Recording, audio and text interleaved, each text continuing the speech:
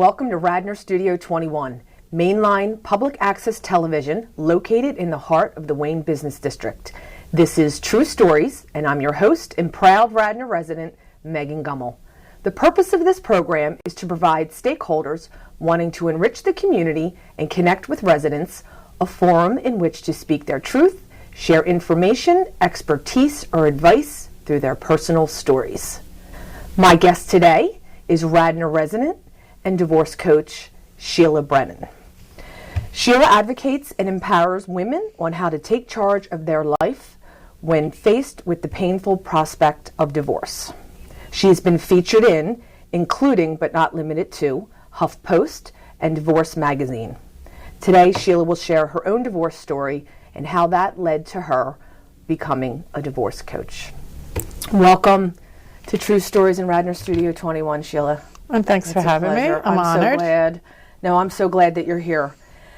We met a long time ago, and I haven't forgotten you. You had an impact on my life, and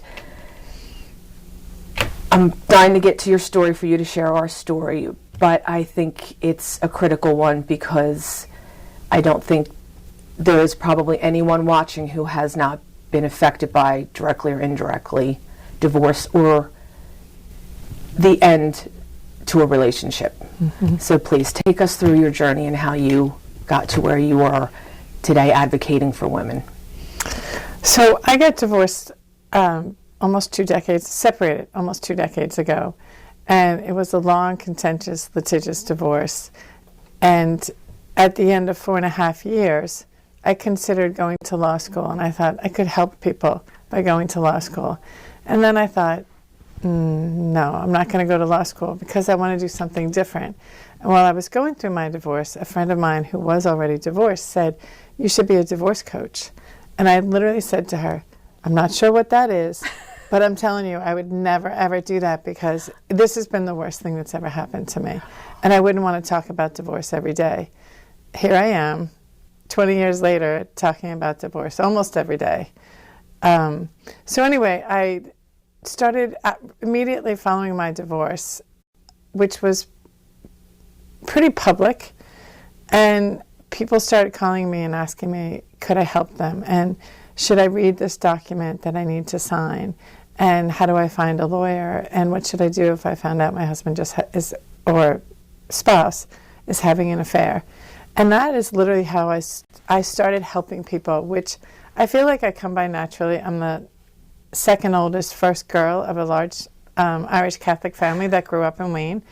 And so I feel like I was doing that really my whole life. And now I just was turning it into where really narrowing down how I could help people. And I remember when I was on the phone one time in the kitchen with I didn't have real clients back then, but my daughter went upstairs and said to my son, I think Mom is divorce coaching somebody. And I was like, that's exactly what I was doing. And I realized, wow, I wish I had had someone who I could call. And I had a great support system going through my divorce, but really, truly someone who I could say, here's my plan, here's my thoughts. How should I make it larger, expand it, or should I reel it in? And so I realized, wow, maybe a divorce coach is a good idea because I really did love doing it. I still love, totally passionate about the service and the service I provide to clients. And beyond a friend or a family member that we all hopefully have someone to turn to when this is happening, you, over the years, how did you dive into getting more of an expert in how to truly guide people through the process? Because I like your philosophy. You call yourself the wedding planner for divorce. Right. Explain that. That is essentially what I do, and everybody knows what a wedding planner is. Because when I used to say I'm a divorce coach, people would say, oh, so are you a mediator? No, I'm literally a divorce coach. And so when I started to change my, almost like my tagline, and said, I'm a wedding planner, everyone knows what a wedding planner does. They make sure that all the details are all set, and then create a plan for your big day. So it's similar in divorce, only it's not a big day. It's months and months of working things through. It is a big day, and I love your website, which is Thank you. fabulous, BrennanDivorceCoach.com. Approach your upcoming divorce in the same way you approached your wedding day, with careful planning and attention to detail. Yeah. Because I think But who knows you're that? blindsided. Totally. Even if it's something you feel you may be heading that way, maybe you've tried to make it work, or the blind side. You're overwhelmed. And in that moment of revelation, what is the first thing that you recommend that your clients do? So this may seem unnatural for the process, is I really believe that the first thing you should do, not in every situation, because everybody's situation is unique. It is. Totally unique. So depending on what's going on. So, but I often say the first thing you should do is hit pause. Because the advice that you generally hear is you need to find a lawyer right now. Like if he left, or you need to respond. You need to do something, yes. or react. React, yes. You need to do something. When and you're not. Everybody's telling you.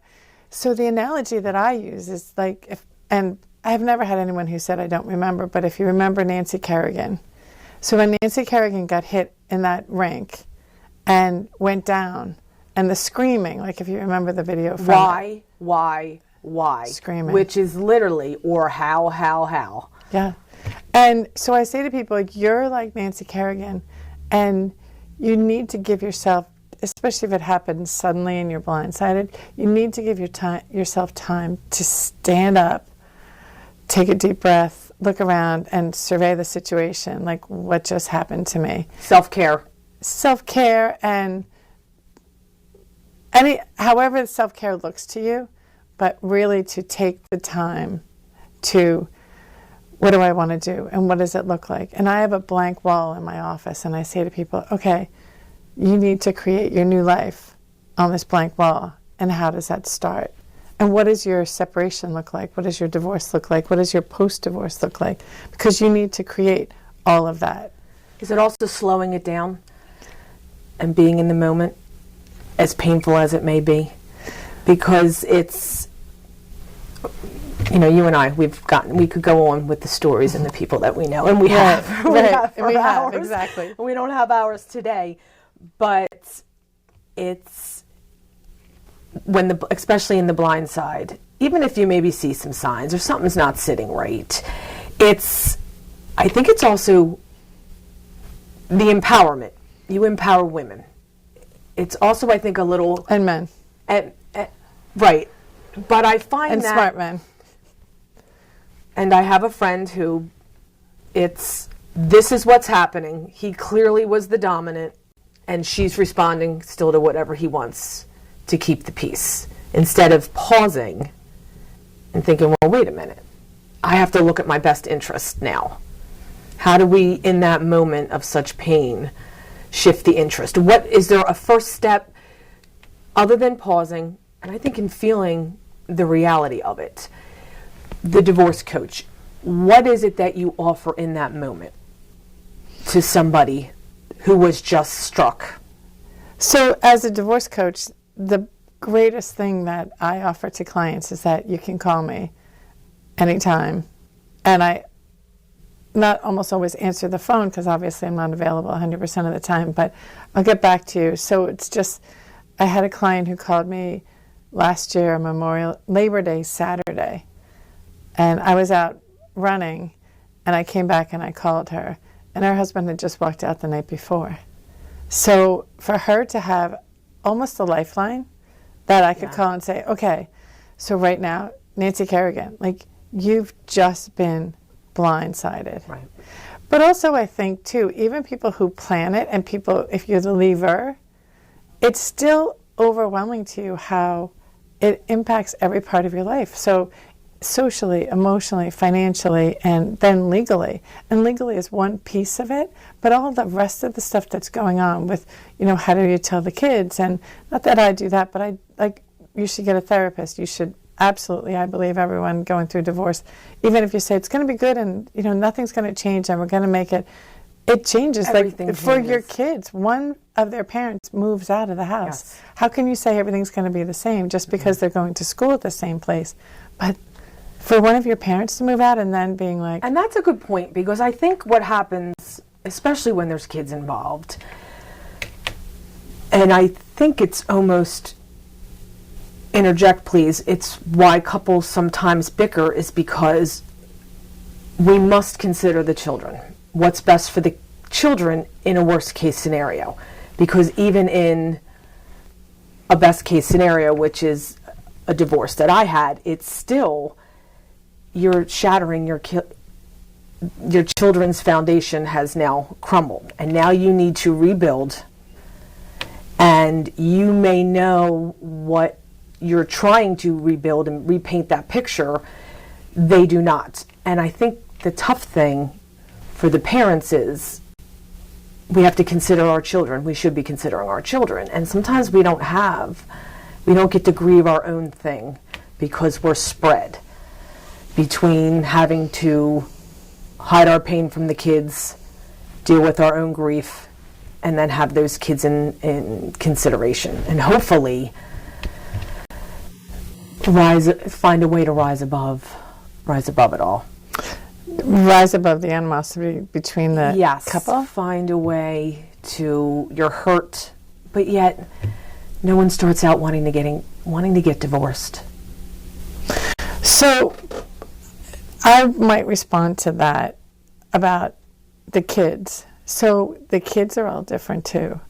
And so often you hear, well, kids are resilient. And if you have a good divorce, kids will be fine. And if you have a bad divorce, kids will, it'll be impact them their whole lives. So that's taking this whole group of divorced kids and putting them into one resiliency bucket. Mm-hmm.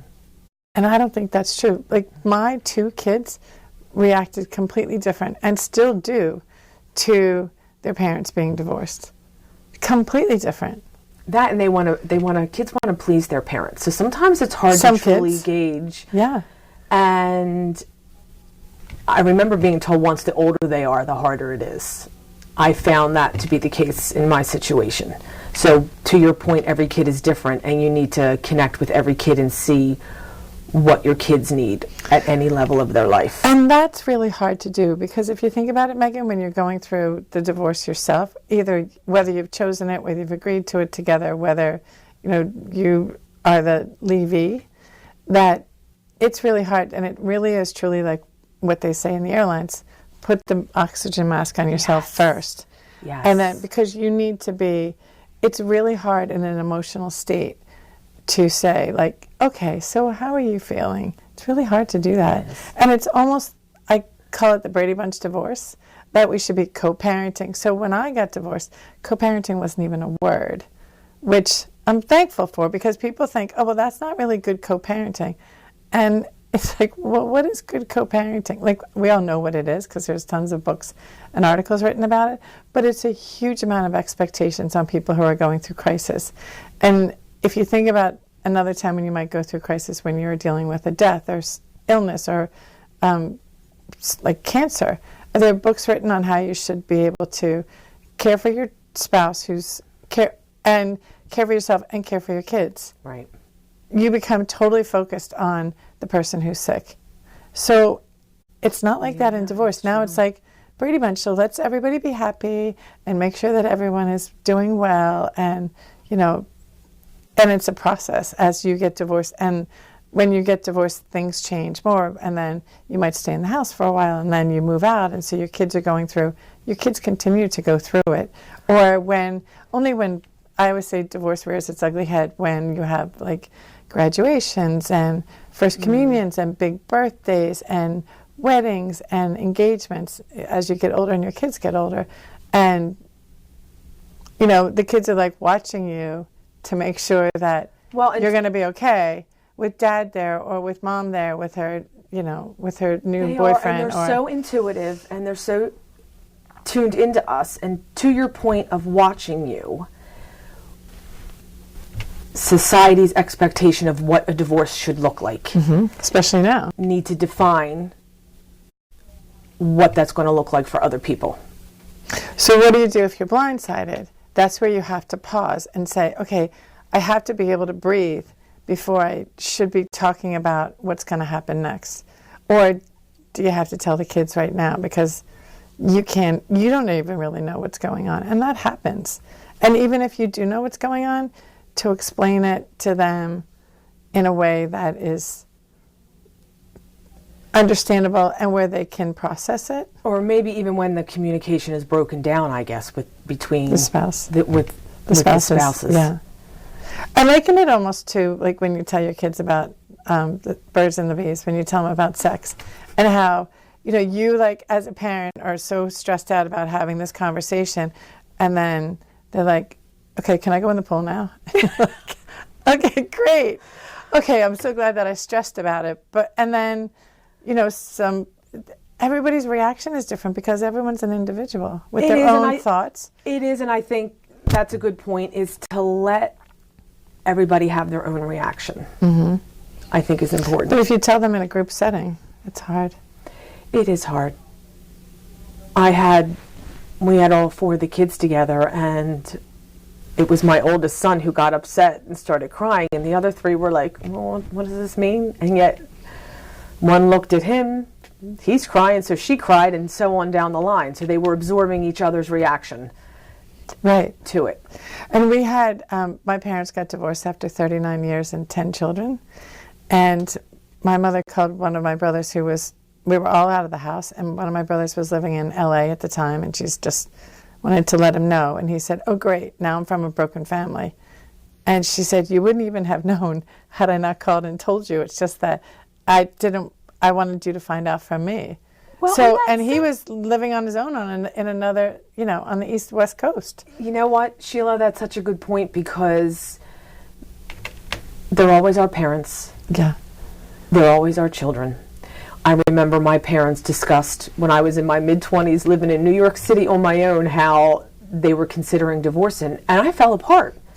I go back and I can still read my journals today, and I think, wow, it affects you. It's huge. It's your identity. Your identity has shifted. It's not, in addition to your identity, I also think it's like, okay, so where am I supposed to go for Christmas? Where am I supposed to go for the holidays? Well, back to the picture. Yeah. We know what that all looks like. Mm-hmm. And I think if you can just get that, and knowing that you and you alone, or you and your spouse or mate, soon to be former spouse, are now responsible for rebuilding the house and creating the new picture of the family dynamic.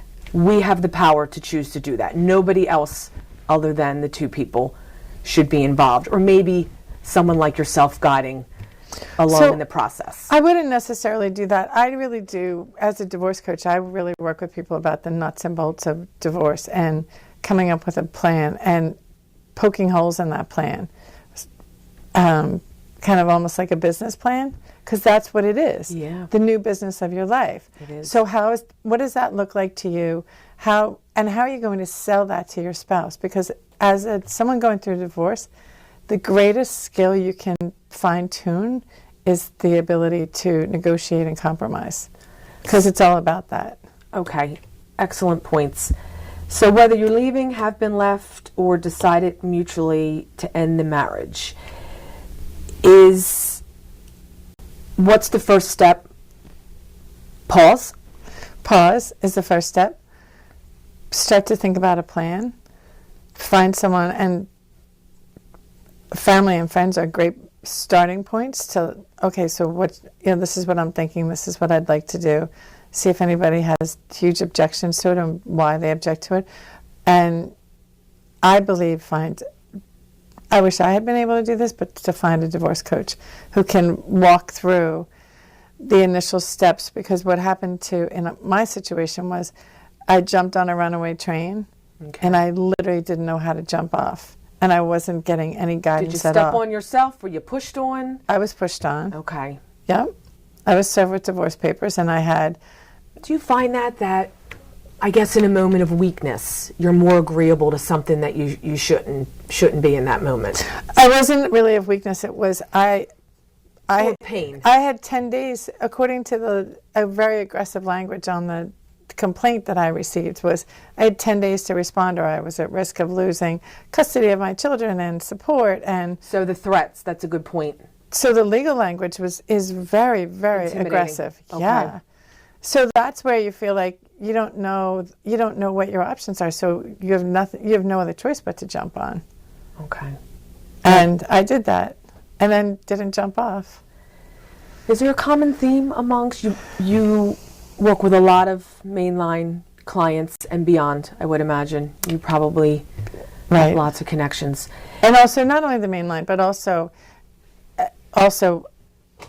national, that people find me. Because what I don't talk about the laws anywhere.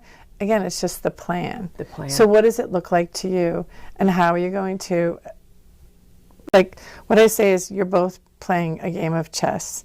And you need to identify the king, and you need to identify the queen. So what will you give up in an effort to keep the king? Excellent. And for everybody, the king is different. I had one male client who said, I just want the piano. I literally don't want anything else. I just want the piano. And I was like, okay, never lose sight of that. And also everybody's story is unique. Absolutely. Because I think when we go with our friends or people that we know, we start to reference or live into maybe somebody else's story and the result of their story. And you can bring more of an open, objective perspective probably to somebody. A realistic. Yeah. A very pragmatic approach to it. And that, like, oh, I know someone else who got that, and I know someone else who got legal fees, and I know she got to keep the house. Okay, well, there's a reason for that. It's not like, it doesn't just happen. The details. Right. The details. And if you want to keep the house, again, if the house is your king, so what are you willing to give up in order to keep the king? Okay. Always keeping that in the forefront of all your conversations. Oh, excellent. But you need to know that, or people will say to me, I just really want what I'm entitled to. And I'm like, okay, you have to decide what you're entitled to. Because, not entitled to, but if you say, I'll give up everything, there's no laws to protect you from yourself of saying, I'll give up everything, I just want out. And people do that as well. We could share a bunch of those stories where that's happened, and then in the moment, they just want out. In the moment, exactly. Right. And long term, how it's not a good idea. Yes. It's not a great plan. No, it's not a great plan. But thank you so much for making time. I know you're very busy, helping a lot of people. And saving lives. Saving lives. So one of my clients says, who's a physician, she's always like, did you save any lives today? Excellent. Oh, honestly, because, you're the light through the tunnel of darkness. Truly. And there's a way out. Right. There's a way out. And so thank you. And our viewers can find out more about you on your website. Right. Which is fabulous. BrennanDivorceCoach.com. Right. Sheila, thank you so much for coming in and sharing your stories and for everything that you do. Thank you. Okay. I want to thank Sheila Brennan, divorce coach, for coming in and speaking on True Stories today. And also big thank you to Radnor Studio 21 for hosting us. Until next time, I'm Megan Gummel. Thank you for watching.